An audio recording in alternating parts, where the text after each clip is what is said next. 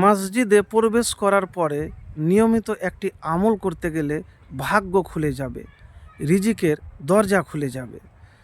প্রিয় ভাইরা আমার, আমি যে আমলটির কথা বলবো, যদি প্রতিদিন মসজিদে প্রবেশ করার পরে একটি মাত্র আমল করতে পারেন, তাহলে আর কিছু লাগবে না।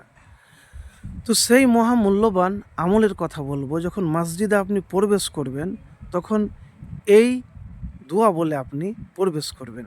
বিসমিল্লাহি ওয়াসসালাতু ওয়াসসালামু আলা রাসূলিল্লাহ আল্লাহুম্মা ফতাহলি আবু আবা রহমাতিকা। এর অর্থ হলো, আল্লাহর নামে প্রবেশ করছি, নামাজ এবং সালাম আল্লাহ রসুল সাল্লাল্লাহু আলাইহি সাল্লামের উপর। হে আল্লাহ, আপনি আমার জন্য আপনার রহমতের দরজাসমূহ খুলে দেন। আবু দাউদ শরীফ, হাদিস নাম্বার 465। তো এই বলে আপনি মসজিদে প্রবেশ করবেন। উজু করে নেবেন, তারপরে বা আগে উজু করে নিলে ভালো বেশি। তারপরে আপনি 2 রাকাত নফল নামাজ পড়বেন।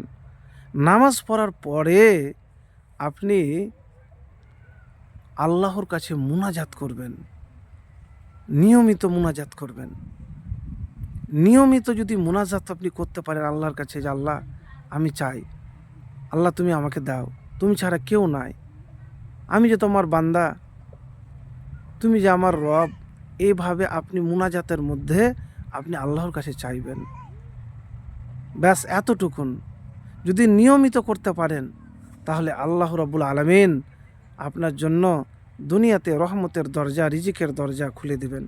তারপরে যখন আপনি মসজিদ থেকে বের হবেন, সে বের হওয়ার সময়তে এই দোয়াটি অবশ্যই পাঠ করবেন।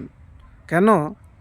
বিসমিল্লাহি ওয়াসসালাতু ওয়াসসালামু আলা রাসূলিল্লাহ আল্লাহুম্মা ইন্নী আসআলুকা মিন ফাজলিকা। যদি এই দোয়াটি নিয়মিত আপনি পড়ে মসজিদ থেকে বের হতে পারেন, তাহলে রিজিকের নিয়ে টেনশন করতে হবে না। যে রিজিকের আপনার পেরেশানি আছে, কষ্ট আছে, সেসব কষ্ট দূর হয়ে যাবে, আপনার ভাগ্য খুলে যাবে।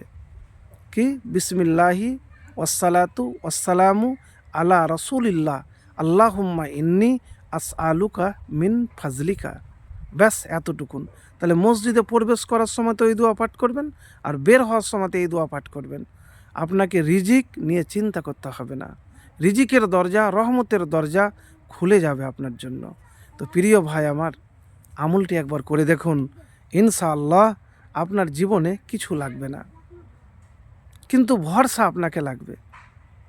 আর এই আমল করতে গেলে মসজিদে প্রবেশ করার পরে কারোর সাথে কথা বলতে হবে না।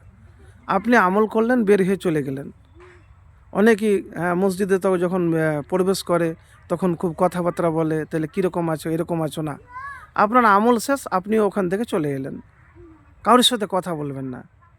এই আমল যদি নিয়মিত করতে পারেন, ইনশাআল্লাহ আপনার যে রিজিকের প্রয়োজন, টাকার প্রয়োজন, ইনশাআল্লাহ সব আল্লাহ রাব্বুল আলামিন ব্যবস্থা করে দেবেন। আপনার রিজিকের দরজা খুলে যাবে, ভাগ্য খুলে যাবে। কিন্তু আমল কিন্তু নিয়মিত করতে হবে। একদিন করলাম না নয়। মসজিদে এই আমল যতদিন আপনি বাঁচবেন জীবনে, ততদিন কিন্তু এই আমল অবশ্যই করবেন। ইনশাআল্লাহ আপনি ফলাফল পাবেন।